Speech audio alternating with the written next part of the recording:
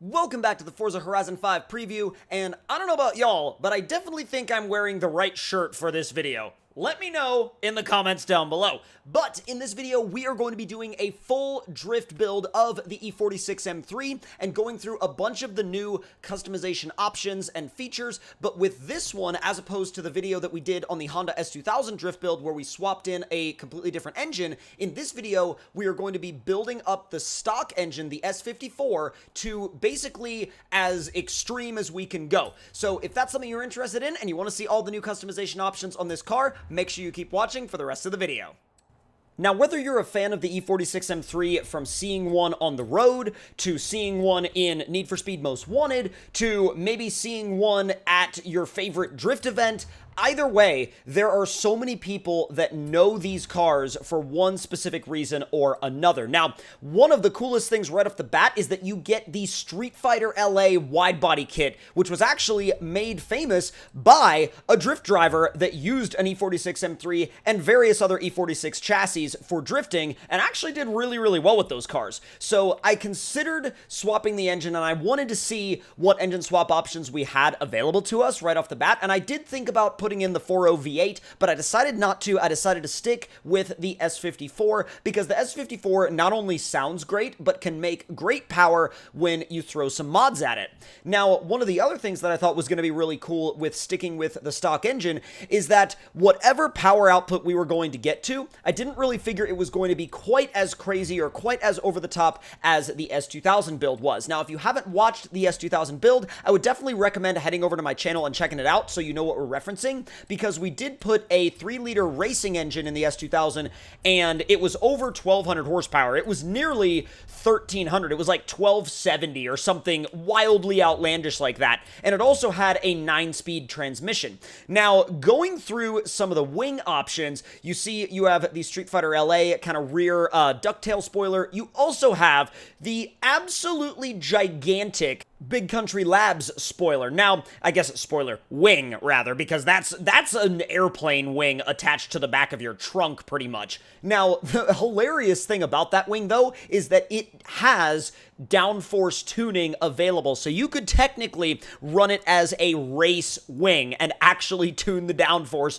on your comically huge Big Country Labs Driftwing, essentially, which I love the fact that they've given us that option, and whether you have a favorable view of gigantic wings or a not so favorable view of gigantic wings, I think we can all appreciate the fact that they've given us the option to use it on a race build, and I think that gives us the ability to be a little bit more personal with our builds than just having to put the dedicated Forza wing on the car every single time. Now, I was trying to be just ever so slightly budget-minded with this build because, once again, I didn't have a ton of credits to work with. I had currently right now, I have like 150,000 credits in game. However, you'd be surprised how quickly you can spend about 150,000 credits in Horizon 5 because there's a lot you can buy. There's a lot of upgrades you can buy. There's a lot of cars you can buy.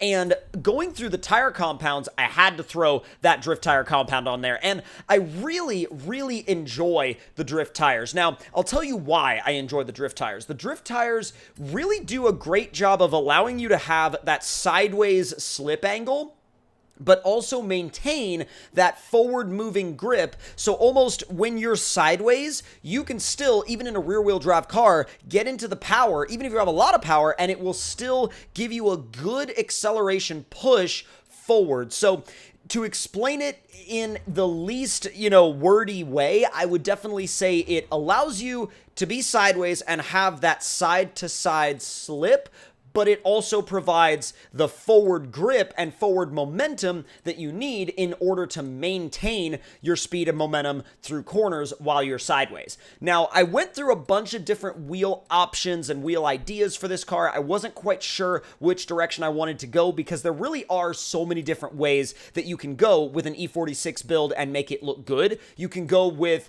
a kind of like a very blocky 5-spoke design, or you can go with something a little bit more street style.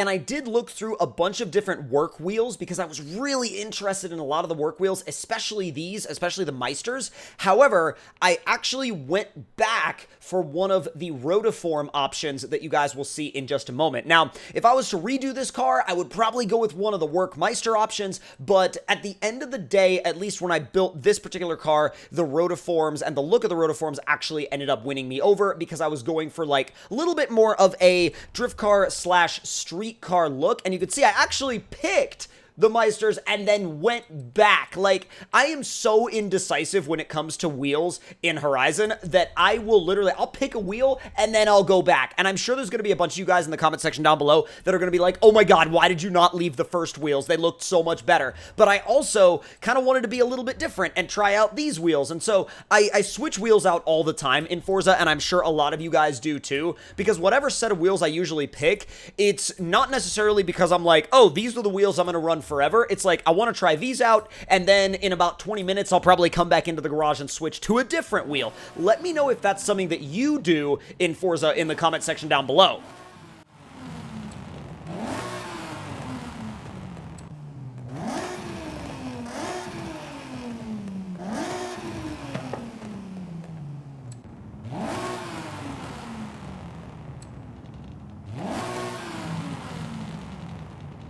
And that right there is another thing that I absolutely adore about the customization in Horizon 5, is that you can really go through your exhaust systems in the garage, rev your car, and hear the differences between each option. Now, on the E46 M3, the differences are very easy to hear because when you're on the stock exhaust, you hear a lot more intake noise, a lot more like valve train noise, whereas in the race option, or I should say the sport and the race option, you hear a little bit less intake noise and a lot more of that kind of booming exhaust sound. So I really love how they let you go through and hear each option, and whichever one you pick actually does make a difference in what you hear. And I think that will give people a lot more incentive to think a little bit more about which exhaust that they pick, because now there really is a reason to tailor each option to the way you want your car to sound. Now, I'm also sure that a lot of people will still just go straight to the race option, and I'm guilty of that as well. I also go straight to the race option on a lot of cars because that's what sounds the best, but I'm sure that there are going to be some cars, and the E46 M3 included, at least with the stock S54 engine, where even if you leave the stock exhaust on it and want a little bit more engine sound, it's still going to sound great, and it's going to give the car a little bit of a different personality, and it's going to be well suited to really whatever type of build you want to do. Now we're going to jump into the tuning. Now, I wanted to lower the tire pressure in the front, especially to get that turn-in bite, that initial bite, and then I realized that I hadn't done anything to my drivetrain. I realized I had left the stock transmission, which in this case was an SMG, and I was like, I'm getting rid of that. And so, of course, you have your race transmissions and your extended gear range race transmissions as well, with your, your 10-speed, your 9-speed, your 8-speed, so on and so forth. In this one, I decided not to go for quite as many gears as I put in the S2000, and I decided to go for a 7-speed race transmission because I figured, I'll go for that extra gear to allow me to sort of, tune the car to let me be in between kind of the 3rd, 4th, 5th, 6th range, and then also maybe allow for that 7th gear if I wanted to do maybe something really, really high speed, maybe if I wanted to initiate a drift after coming off of the highway or something at like 200 miles an hour, which is something you would really only do in Forza Horizon, but still, it would be hilarious, I think. Now, I also dialed back the final drive ratio, made it a little bit longer. I messed with the sway bars a little bit. I made it a lot softer in the front, but I also made it a little bit softer in the back because once again, you want to be able to plant the power to the ground. You want to be able to have some grip in order to also slide. And I know it's kind of an odd concept for a lot of people sometimes because they're like, well, don't you want the car to be set up as loose as possible?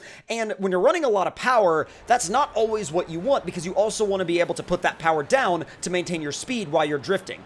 Now, when I first left the garage, I wanted to just kind of cruise around for a minute because I was like, man, this thing is absolutely beautiful. And then the second I got to a corner, I was like, nah, I'm clutch kicking it and I'm laying into the power and we're just gonna rip. And the first thing I did was head straight for this little festival racetrack. I was like, dude, right off the bat, I was like so incredibly happy with how this car drove that I barely wanted to mess with it. I just wanted to drive it. And let me let you guys hear what this thing sounds like. Calculating route. In 100 yards, turn right. Turn around when it is safe to do so.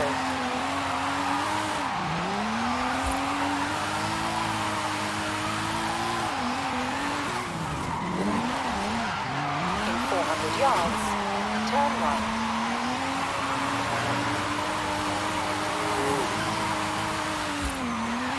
In 100 yards, turn right. And not only does it sound great, but it's also incredibly balanced to drive and incredibly balanced to drift. And I actually was really glad that I put the final drive ratio in it that I did, because it feels so incredibly well set up for high-speed drifting around 80 miles an hour in 5th gear. Like, that seems to be where it's very, very happy, because it's right in that happy medium of resistance with putting power to the ground, where if you clutch kick it, it won't just immediately spin the tires back up. It's right in that kind of like happy medium once again, where it'll spin them up a little bit, but it'll also continue to push you forward and continue to accelerate you forward, and the transitions are so incredibly smooth. And I really do think that if you put in a lot of time with the tuning, you could make this thing an extremely competitive drift car. You really, really could, because it's such an easy car to drift. It's such an easy, smooth car to drive. But at the end of the day, you can also stay right in that perfect speed range to build up a bunch of points very, very fast. And in the grand scheme of drift cars in Forza, it's not all that expensive to build one of these in terms of credits either. Now, fast forward to where I was getting a lot more comfortable with the car and a lot smoother with these combos. You can see that we're literally running a combo right now of 93,000 points. And, I mean, we've only done a few laps of this racetrack at this point, and I was just getting into such an incredible rhythm with this car that I did not want to stop driving it. I had to cut footage out of this video, because if I hadn't have cut footage out of this video, it literally would have been me doing laps of this same racetrack over and over and over and over again repeatedly, because I just did not want to put this car down. I did not want to take it back into the garage. I just wanted to keep doing laps of this same racetrack over and over and over and over.